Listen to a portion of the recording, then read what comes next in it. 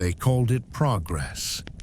But one April morning, the sky turned silent, and something sacred broke that had no name. Why did a place built to power cities become a tomb for innocence? Why did the most atheistic empire give birth to miracles through radiation? Good evening, and welcome back to Wisdom by the Fireside. Tonight, we invite you into the heart of an invisible catastrophe, a disaster that silenced nature, cracked nations, and whispered questions that science could not answer. In today's event story, we explore the spiritual aftermath of the Chernobyl meltdown, not through cold data, but through the souls who lived and died in its shadow. This isn't a tale of politics. This is a tale of one scientist's guilt, one nurse's baptism, and one soldier's prayer, all offered in a place where God was officially forbidden, yet undeniably present. Because sometimes the brightest minds blind themselves. But heaven never stops watching. His name was Anatoly Morozov, and he believed in facts. Born in 1949 in Dnipro, raised by a schoolteacher mother and a mechanic father, Anatoly's world was built on logic and order. He grew up memorizing physics equations the way other children recited prayers. In the Soviet Union, that made him a star. By 1986, he was one of the lead reactor safety analysts at the Chernobyl Nuclear Power Plant. He was the kind of man who read scientific journals during lunch, who never married, because love, in his words, was a variable too unstable. He had no faith, no sentiment, only precision. And yet, in the weeks leading up to April 26th, something began to stir. It was a Wednesday when Anatoly first flagged the test. A simulation had been scheduled on Reactor 4, a shutdown safety test meant to check how long turbines could spin without power. But the backup systems, Anatoly noted, hadn't been properly calibrated. He sent a quiet memo. Nothing came of it.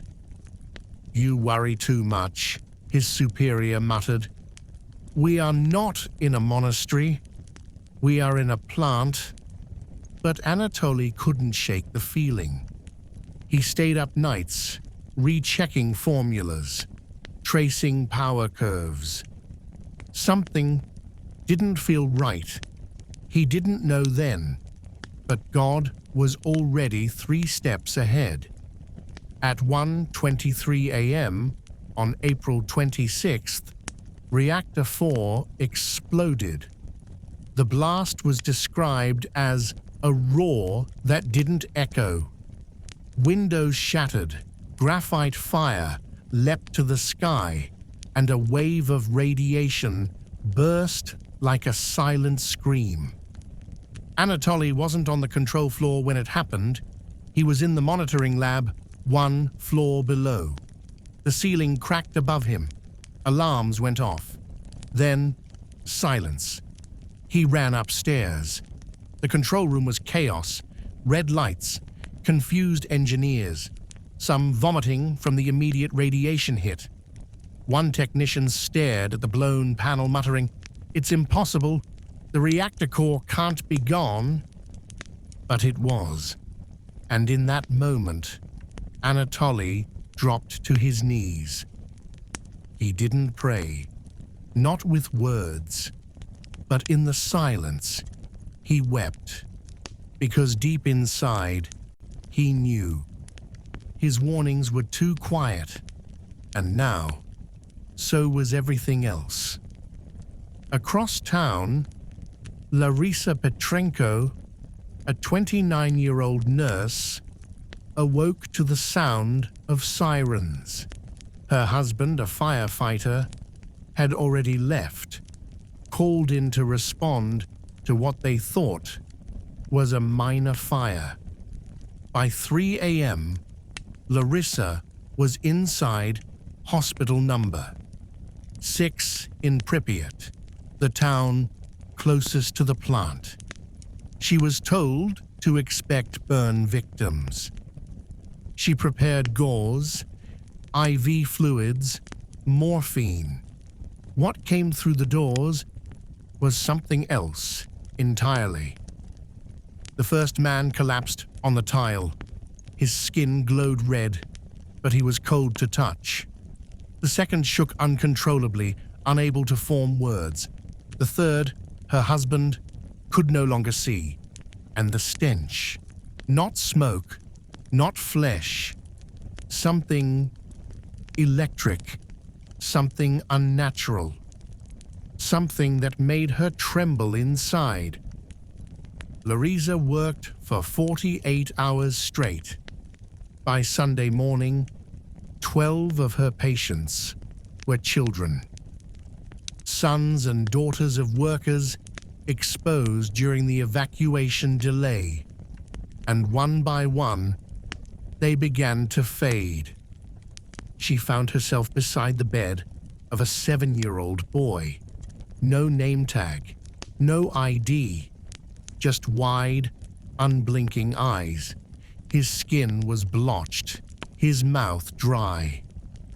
She tried to soothe him, but he wouldn't stop whispering something in Ukrainian. Larisa leaned closer. It wasn't a question. It was a prayer. He was repeating over and over. Отче наш, сущий на небесах. Our Father, who art in heaven. And she, a woman who had never believed, a nurse trained in science and Soviet realism. She whispered it back, and when his breathing slowed and his lips stopped, she did something no hospital manual had taught her. She dipped her fingers in water, crossed his forehead, and whispered, "You are loved, and you are not alone." Then the monitor flatlined. But for Larisa, something had just begun. By dawn, the skies above Pripyat were unnaturally still. The birds had vanished. The trees, once rustling with spring, stood frozen, as if even the leaves dared not whisper. From the rooftops, you could see the fire still glowing inside the ruined shell of Reactor 4. To the untrained eye, it looked like the worst was over, but the real terror had just begun. And it could not be seen, heard, or touched, only felt. Anatoly Morozov hadn't left the plant. He refused to go. As helicopters flew overhead, dropping sand and boron, and as soldiers in lead suits marched in to combat an invisible killer, Anatoly sat alone in a dark corner of the monitoring room. A colleague found him there at 9 a.m., hunched over reactor logs, his hands shaking. "Go home," the man said. "You're not well." But Anatoly only whispered, "They'll blame the wrong ones." And then he added something strange, something no one expected from a man like him. He said, this wasn't just physics. This was a reckoning. Later that night, he wrote a letter, his confession, his truth. It was never sent, but the words inside would outlive him. "I believed in equations, in cooling loops and chain reactions. But what we unleashed was pride. I see now that science without humility is blindness. What he didn't know was that his body had already absorbed a fatal dose of radiation. He had just 6 days left to live. Meanwhile, the government ordered a blackout. No one outside the region was to know. No mass evacuation. No media. Just silence. But silence doesn't stop truth, and it certainly doesn't stop prayers. In the village of Zimna Voda, 100 kilometers away, lived an old woman named Daraya. She was 82 years old, nearly blind, and known by her neighbors for baking sweet bread and mumbling to herself in the garden. But what few knew was that Daria prayed every single morning. Long, aching prayers that lasted until the sun touched her doorstep. And that Sunday morning, before anyone on her street knew what had happened in Chernobyl, she lit a candle in her window and said aloud, "Lord, something has broken. I do not know what, but I feel it in my bones. Have mercy." That day, she didn't bake. She wept. Back in Pripyat, Larissa hadn't left the hospital. The military had taken her husband, along with dozens of other first responders, to a hospital in Moscow. She hadn't even been allowed to hold his hand before they put him on the transport. Her hands were raw from washing, her skin red and irritated from low-grade radiation exposure, though no one told her that yet. But what hurt most wasn't the pain.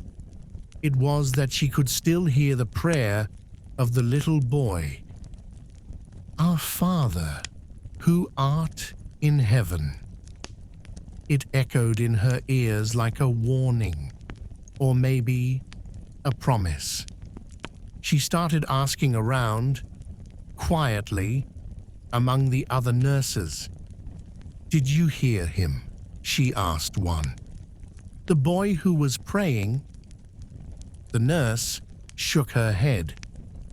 "I don't know which one you mean. They're all fading so fast." Larissa looked down at her hands.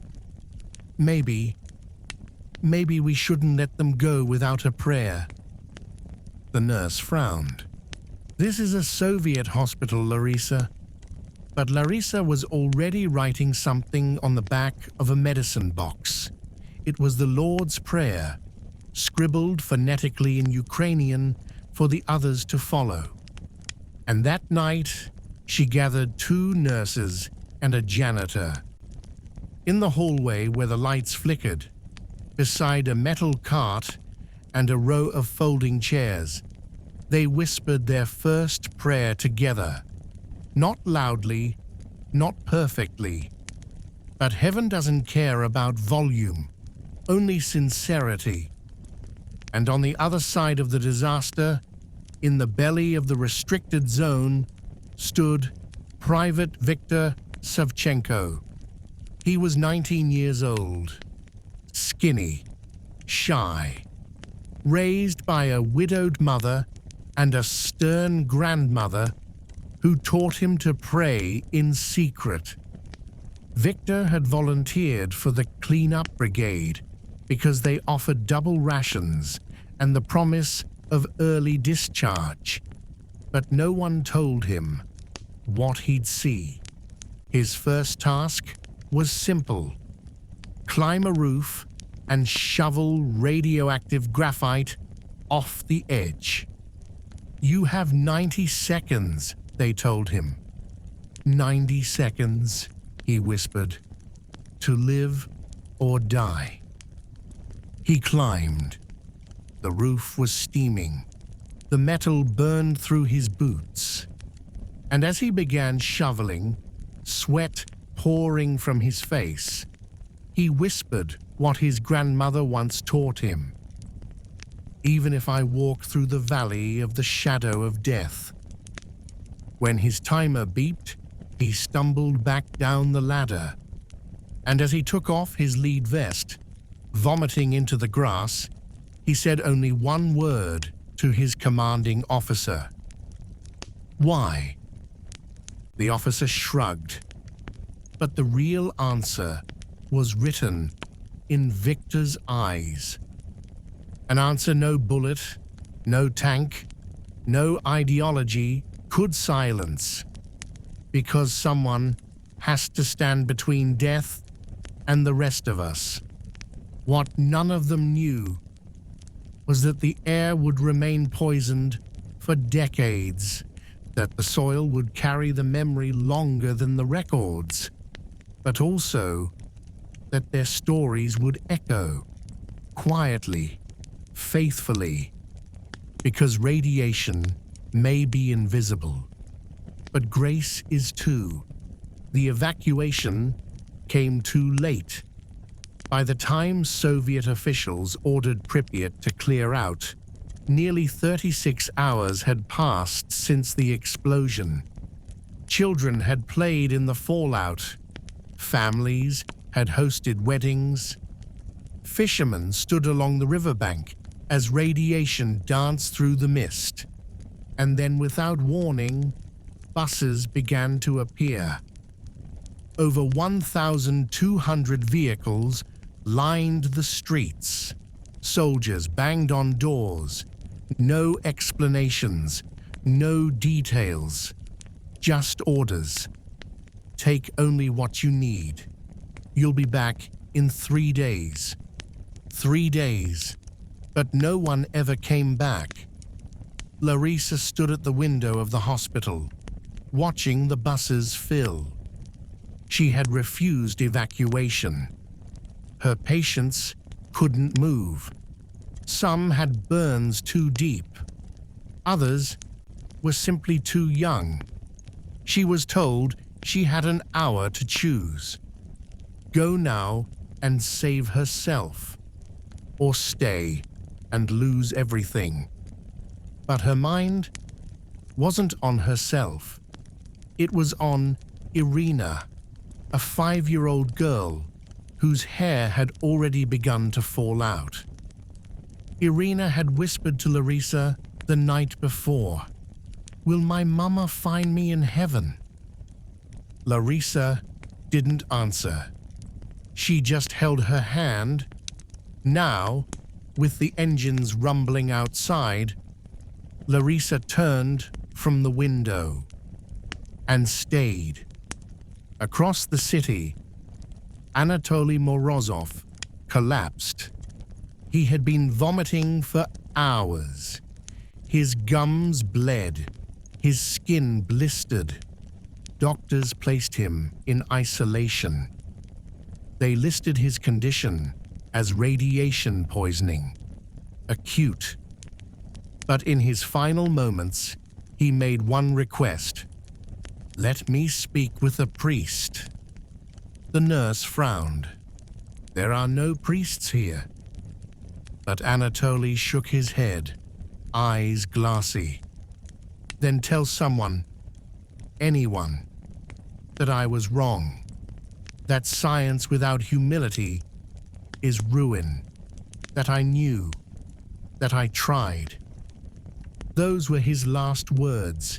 They marked his death certificate without ceremony. But across the city, in the corner of a concrete shelter, a young janitor scribbled them down on a napkin. And that napkin, blood-specked and faded, would years later be found in a personal archive in Kiev. Proof that repentance still whispered through the smoke. Meanwhile, Private Viktor Savchenko was moved to Zone B, the interior perimeter. His task now was to bury the dead. Only they weren't just burying bodies. They were burying history. Coffins made of zinc. Graves filled with cement. Each body double-wrapped, sealed in plastic, then enclosed again. The funerals had no hymns, no eulogies. But one night, Victor slipped a small cross into the pocket of a firefighter he didn't know. He had carved it himself from a hospital bed frame. When his officer asked why, he simply said, "He died saving others. That's worth something." The officer didn't argue. Sometimes, even in the silence of the state, truth slips through the cracks. Back in the countryside, old Daria had not stopped praying. When the black clouds blew east over the fields, she placed jars of water at her windows. "Let it pass, Lord," she whispered. "Let it pass over the children." Days later, she became sick, but before losing consciousness, she called her neighbor's boy to her side. She gave him her Bible. It was worn and stitched, with faded ink and torn pages, and inside it, she had written one sentence: "If they will not speak his name, let them feel his mercy." That Bible would be found a decade later in the rubble of her cottage, untouched by decay. Larissa's husband died in Moscow. She received a letter 2 weeks after the funeral. No return address, no details, just a line. "He asked for you before the end. He said you were his greatest peace." She kept that letter in her coat pocket for the next 30 years. And every time she walked past the ruins of the hospital or the abandoned nursery where Irina had once smiled, she touched it like a talisman. Because even in a place that had tried to bury faith under science, something holy had broken through. What is it about human tragedy that brings out both our worst lies and our deepest truths? What would you have done if you saw children glowing with radiation and still chose to pray? Do we always recognize a blessing when it arrives in the form of a child's final breath? As May crept into the wreckage, the grass began to regrow around Pripyat, but the birds did not return. Silence lingered, not just over the town, but in the hearts of those who had survived it. It was as if nature itself was holding its breath, afraid to speak aloud the truth that something sacred had been violated. In the months that followed, the Soviet government launched its public campaign. Official reports minimized the death toll. The state-controlled media praised the heroic efforts of the party. They televised images of planted trees and smiling volunteers, but under those smiles were burn scars, and beneath those trees were the bones of children. Viktor Savchenko never made it home. After burying 23 bodies, he collapsed during a cleanup detail. By the time he reached the hospital, his lungs had begun to fail. He was told he had a week to live. But in a twist, the doctors could not explain. He stabilized. His white blood cell count recovered. His organs stopped deteriorating. The nurse assigned to his case called it a biological anomaly.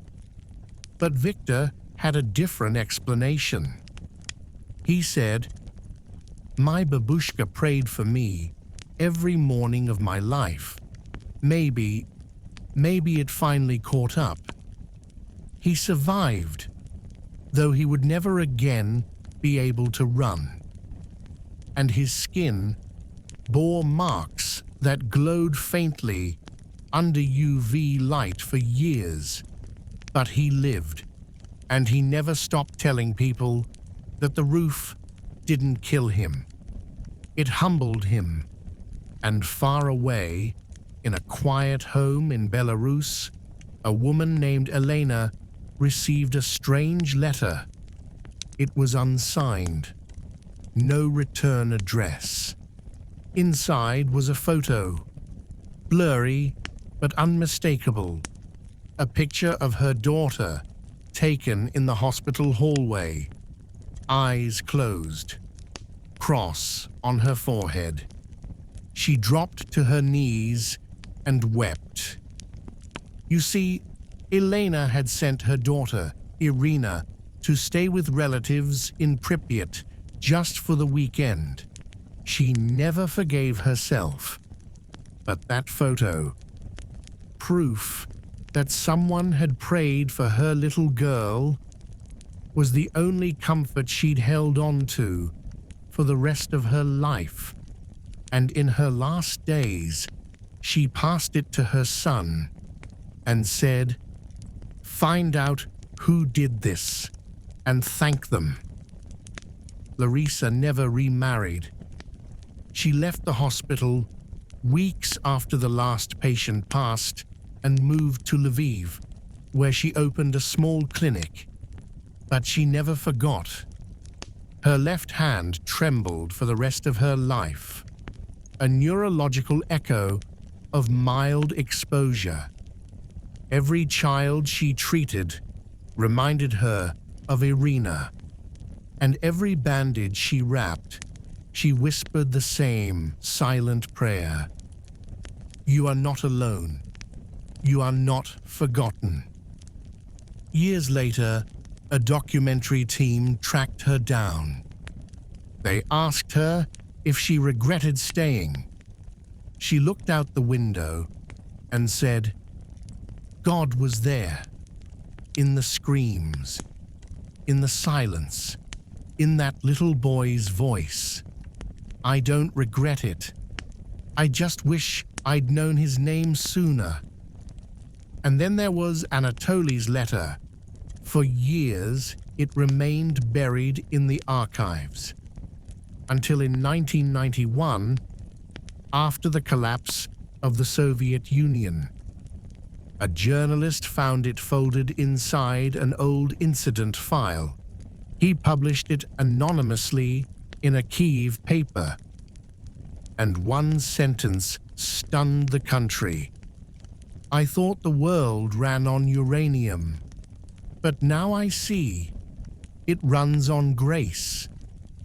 No one claimed the quote, but survivors knew the truth, and in underground churches across the region, they whispered that line like scripture, because sometimes the most powerful sermons come from the repentant. Do we always need disaster to remember what truly matters? What does it say about us that in a regime built to silence God, he was the loudest voice in the rubble, and when faith is forbidden? Doesn't it become even more powerful when it shows up anyway? There's a strange thing about places where tragedy blooms. They become quiet long after the noise has faded. But it's not just any silence. It's the kind that listens back. That's what Chernobyl became. Not just a disaster site, Not just a scar in Soviet history, but a listening place where the earth, the sky, and the souls that pass through all waited for understanding. In 1994, nearly a decade after the explosion, a research team entered the Red Forest, a radioactive woodland just outside Reactor 4, where every tree had turned a rusty orange overnight. They expected decay, destruction, nothingness. What they found surprised them. New growth, small pine trees pushing up through scorched soil, insects, birds, even wild boars roaming the periphery. One scientist, a biologist named Toma Ivashko, dropped her notes in awe. "It's as if," she said, "creation is stubborn." But later that night, over cold soup in the camp tent, she said something she didn't record. "It's almost like the earth forgave us before we forgave ourselves." That same year, a small service was held in the ruins of an Orthodox church just outside the exclusion zone. It hadn't been used since the 1930s, closed during Stalin's crackdowns. But somehow, the building had survived the radiation. 12 people came. 3 were survivors. One was a soldier with burn scars across his neck. The others were just there to listen. A priest arrived late. He carried no icons, no vestments, just a wooden cross and a candle. He lit it in the center of the room and said, "We are here to ask the questions science cannot answer." And then he asked them aloud, "Where does responsibility end and mercy begin? If the truth was buried, will it still rise?" Was this wrath or warning? He paused, then whispered, "Or was it love in disguise, calling us back from the edge?" No one answered, but many wept. Viktor Savchenko returned to the site in 1996. He was 29 now, slower, sterile. His hands often trembled in winter, but he came not for science or protest. He came to plant a tree, just one. He dug the hole himself, sweating through the effort, ignoring the ache in his back. And when he placed the sapling into the soil, he tied a small ribbon around its stem. Written on the ribbon was one word: forgiven. Larissa never knew about the tree, but on the same day, hundreds of miles away, she lit a candle in her clinic chapel. It was Irina's birthday. She didn't cry. She just sat beside the flame for a long time. Then she wrote something in her journal, a phrase she'd whispered to dying patients, and now wrote for herself. Maybe heaven wept, not because of what we did, but because it knew what we were capable of, and still loved us anyway. In 2001, a letter was delivered anonymously to the Ukrainian Ministry of Culture. It contained one photograph, a hospital corridor, dimly lit, with a nurse bending over a child's bed. On the back, written in neat script, "She prayed when no one else dared." To this day, no one knows who took the photo, but in 2018, it was framed and placed in a small exhibit inside the Chernobyl Museum in Kyiv. The title beneath it reads, "Faith Among the Fallout." And what do we call this story now? Is it a tragedy? A failure? A warning? Or something else? What if Chernobyl wasn't only a monument to what went wrong, but a whisper about what could still be right? The zone is quiet now. Time, trees, and moss have softened the outlines of the buildings. School books still lie open on desks. Shoes rest by the doors. A doll with one eye stares from a windowsill, its plastic face cracked but strangely peaceful. Chernobyl is a ghost town, yes, but it is also something more, a cathedral, one not made of stone, but of memory.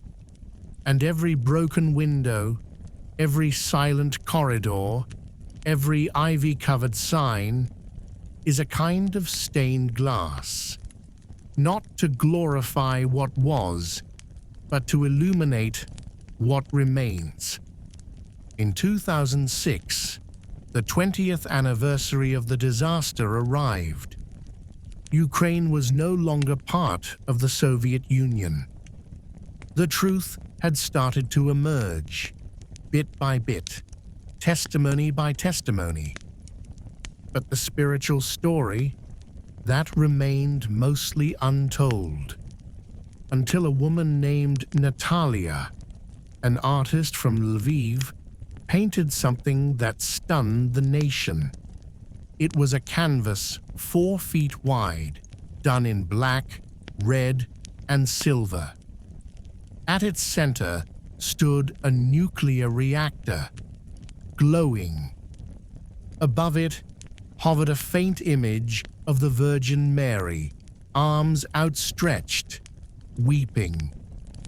And beneath her, a group of faceless figures, nurses, workers, children, kneeling in light.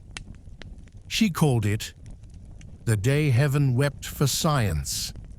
Critics tried to interpret it. Was it condemnation? Was it grief? Or was it grace? Natalia refused interviews, but in her artist's note, she left just one sentence. "I painted what I saw in a dream, a place where sorrow and salvation touched." That same year, Victor returned again. Older now, slower still. He brought his teenage niece, Dasha, who had never seen the zone. She asked him, "Was it scary back then?" He nodded. "Yes, but not in the way you think." He told her about the shoveling, the screaming, the silence. But then he paused, and he said something she would write in her journal that night. The scariest part wasn't the fire, it was how much we believed we were untouchable until we weren't. Larissa passed away in 2009. She was buried next to her husband in a modest grave outside Kyiv. At her funeral, one of her former patients, now a grown man, spoke briefly. He said, "She never preached, she never judged. But I once heard her whisper to a dying boy, 'You are not alone.' I think that's the most powerful sermon I've ever heard." After the burial, her niece discovered a locked drawer in Larissa's old desk. Inside were dozens of tiny folded papers, each one with a name, a date, and a handwritten prayer. Some were for the children, some were for the men who never made it home, and one was labeled only him. Beside it was a black and white photo of Anatoly Morozov. Larissa had kept it all those years, because even those who helped cause harm were not beyond redemption. And so, what are we to do with stories like these? Do we file them away as history? Do we repeat them as cautionary tales? Or do we let them shape our souls? Can disaster be sacred ground if it leads us back to what matters most? Is it possible that Chernobyl wasn't just about what humanity got wrong, but about what heaven refused to abandon? By 2011, Chernobyl had begun to attract a new kind of visitor. Not scientists, not soldiers, but pilgrims. They came from Poland, Romania, Italy, even Japan. Some wore masks, others carried candles, but most came with questions. They walked through the ruins not to take photos, but to listen, to feel, to mourn. And slowly, the zone transformed. From a place of exile into a place of reckoning. In the remains of Pripyat's cultural palace, where Lenin's bust once stood proudly, a pastor named Father Mikola held a service. There was no altar, no choir, just broken chairs and a cracked ceiling. He read aloud from the Gospel of Matthew. "Blessed are those who mourn, for they shall be comforted." Then he paused and looked around at the faces, some weathered, some young, all still. "We mourn not only the lives lost," he said, "but the lies believed and the faith forgotten." And as he closed his Bible, he said one more thing.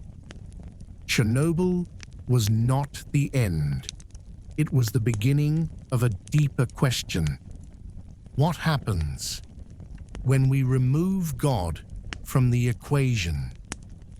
No one spoke, but a woman in the back crossed herself, tears streaming down her cheeks. She had been 10 when the reactor blew, and this was her first time returning. Elsewhere, under the steel sarcophagus that now covered Reactor 4, a group of engineers monitored radiation levels. One of them, Yuri, noticed a dip in readings that couldn't be explained. No structural changes, no wind shifts, just a decrease. He mentioned it to his supervisor. The man shrugged and said, "Sometimes things recover when we stop trying to control them." Yuri smiled. He didn't say it aloud, but in that moment, he thought of his mother, how she had knelt by his bed as a boy, praying to a god he had once mocked. Maybe she had been right all along. Maybe some healing doesn't come from men in white coats. Maybe some healing comes from heaven. In the village of Narodici, outside the restricted zone, a woman named Olha ran a home for displaced children. Many of them were orphans from cancer, exposure, or abandonment. But Olha never called them victims. She called them her miracles. Every night, she gathered them by the fire and told stories. But she never spoke of radiation, never of politics, only of hope. "Do you know what Chernobyl means?" she asked once. A child guessed, "Something bad." She smiled, Number it means wormwood, a bitter herb. But in the Bible, bitterness often comes before healing. And then she asked the room, what if our bitterness is how God makes us strong? 25 years after the meltdown, the world remembered Chernobyl again. But the headlines faded. The articles stopped. The science grew quiet. And yet, the prayers continued. In a monastery on the border of Belarus, monks still light candles every April 26th. They recite no names. They keep no list. They simply stand in silence for 1 minute and whisper, "Forgive us, Lord, for thinking we knew better." Because that's the story behind the story, isn't it? That in the most controlled, calculated, godless corner of the world, grace still found a way in, through nurses, through soldiers, through children, and fire, and silence, through one man's final confession, and one woman's whispered prayer. What if the real miracle wasn't survival, but remembrance? What if heaven doesn't always stop disasters, but instead waits to see what we'll do with them? Spring returned to the zone, as it always does, with wildflowers blooming through cracks in concrete and ivy curling through the windows of schools long abandoned. Nature had moved back in, but not to forget, to remind, because Chernobyl wasn't erased. It was absorbed, and the land, in its strange, haunted way, became a mirror, reflecting not what we wanted to see, but what we needed to. In 2016, a boy named Markian, born 2 decades after the disaster, visited the Chernobyl Museum in Kiev. He came with his class, but what he found shook him. It was the photo, the one of the nurse leaning over the dying child. Faith among the fallout. Something about it felt familiar, too familiar. That night, he showed it to his grandmother. She looked at it for a long time. Then her hand went to her mouth, and tears welled in her eyes. "That's your mother," she whispered. Markian had never seen a photo of his mother before the cancer. She had died when he was just 2 years old. But now, in this image, he saw her not as a victim, but as a light in the darkness. He returned to the museum alone, a week later, left a small paper flower beneath the photo, and scribbled a note that read, "I didn't get to remember you, but the world did. And that is enough."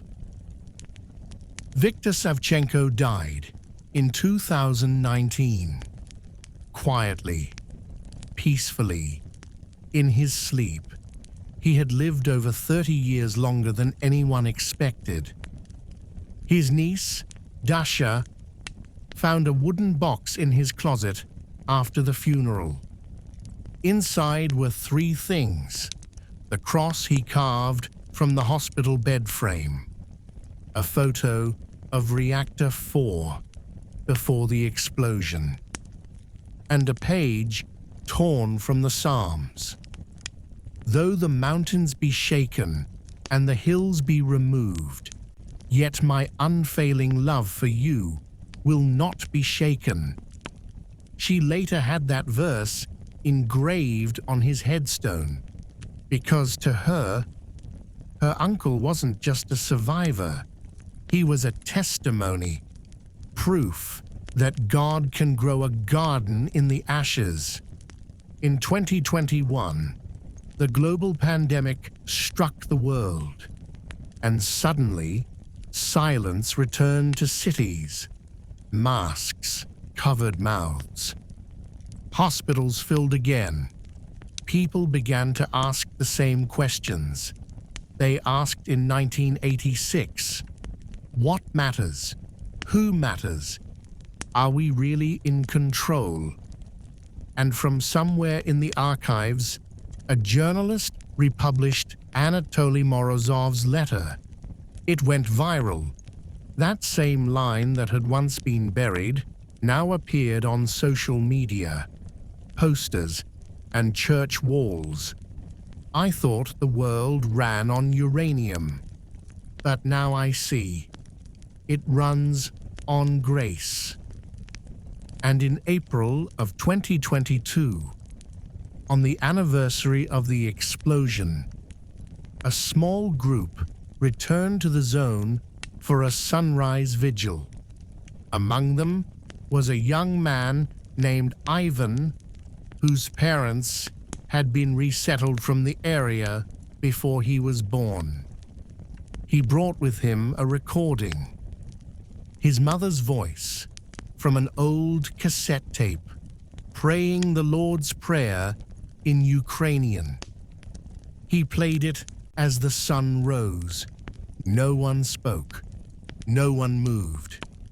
And as the light streamed through the broken trees, they heard her voice, faint but clear. Deliver us from evil, for thine is the kingdom. And in that moment, brief and sacred, it felt as if Chernobyl breathed, not radiation, but peace. Because maybe that's what Chernobyl became in the end. Not a warning, not a wound, but a whisper that even when man forgets God, God does not forget man. There is something haunting about places that were never meant to be abandoned. Chernobyl is full of them. Classrooms where math problems are still scribbled on chalkboards. Locker rooms where gym shoes sit untouched.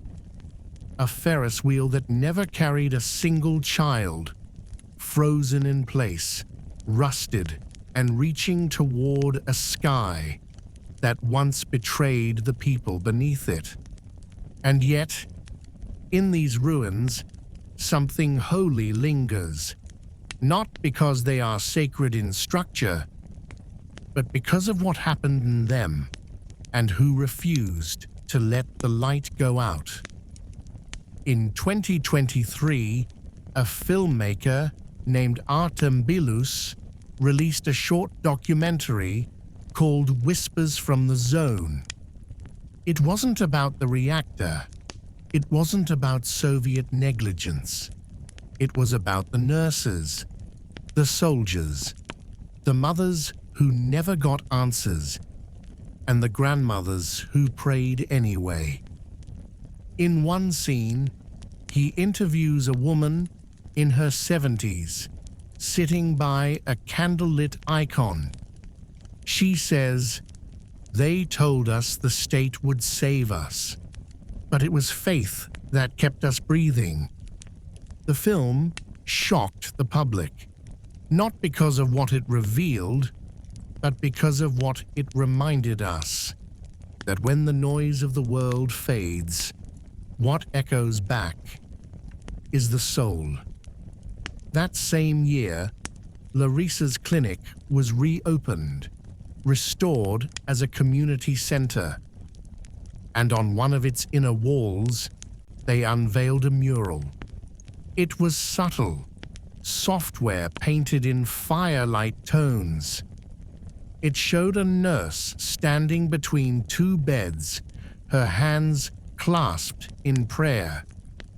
Behind her, the shadow of a child, formed the shape of wings.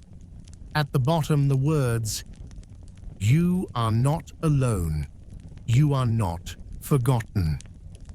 No signature, no artist claimed it. Some say it was a former patient. Others believe it was a tribute left by God himself. And what do we learn from all this? What is the story behind the science? What does Chernobyl teach us, not just as a tragedy, but as a mirror? It shows us what happens when pride outpaces humility, when control becomes an idol, when we silence the sacred and pay the price. But it also shows something else, something gentler, something defiant, that even when the world melts down, someone will whisper a prayer, someone will stay behind, someone will cross a forehead and say, "You are loved." Because the miracle of Chernobyl wasn't in the containment dome. It wasn't in the sandbags or the reactor maps. The miracle was in the unseen. A dying boy reciting the Lord's Prayer. A soldier placing a cross on a stranger. A nurse who chose to stay. And a God who refused to leave, even when his name was forbidden. So, dear listener, ask yourself, would you have stayed behind like Larissa? Would you have carried a cross into the fire like Victor? When everything collapses, do we rely on science alone? Or do we leave room for something bigger, something invisible, yet everlasting? They say that time heals all wounds. But Chernobyl was never meant to be healed. It was meant to be remembered, not just as a mistake, not just as a warning, but as a place where pride met humility, and where silence became sacred. Today, the exclusion zone remains. It's over 1,000 square miles wide. A strange, post-human sanctuary of overgrown beauty and quiet grief. And while tourists come and go, there are still a few who stay behind. They're called the Samosali, the self-settlers, mostly elderly, mostly forgotten, but fiercely rooted. One of them, a woman named Halina, still lights a candle every April 26th. When asked why she stayed, she said, "I lived through the blast. I buried my husband. If I leave now, who will keep the prayer going?" She's not waiting for answers. She's offering gratitude. Because in the shadow of destruction, she found something most people miss. That God doesn't only dwell in churches. He also walks among ruins. And so we close this story not with despair, but with awe at how fragile we are, at how bold we can be, at how often we forget the power of reverence, and how beautifully it returns to us when we need it most. Because maybe the point was never to master nature, but to live humbly within it. Maybe the real power isn't in what we build, but in what we remember, and what we choose to carry forward. Let this story be a reminder that the most dangerous radiation is the kind that spreads silently through the soul when faith is replaced by arrogance. and truth is buried under efficiency. But if even in a place like Chernobyl, children could whisper prayers, nurses could anoint the dying, soldiers could carry crosses, then surely grace can grow anywhere, even here, even now. What will we do with the silence that remains? Will we fill it with noise or with prayer? What if the ashes of Chernobyl still glow, not with radiation, but with redemption? Thank you for staying with us tonight. As the fire dies down, we leave you with these lessons from the ashes. Never underestimate the power of humility. Never silence the whisper of the soul. And never believe that darkness has the final word. Because even when the sky falls, even when the lights go out, God is still present in the mercy, in the memory, in the miracle of survival. Thank you for being part of our little fireside circle tonight. If the story touched your heart, share it to the ones you love. And if you would like to listen to more like it, you know where to find us.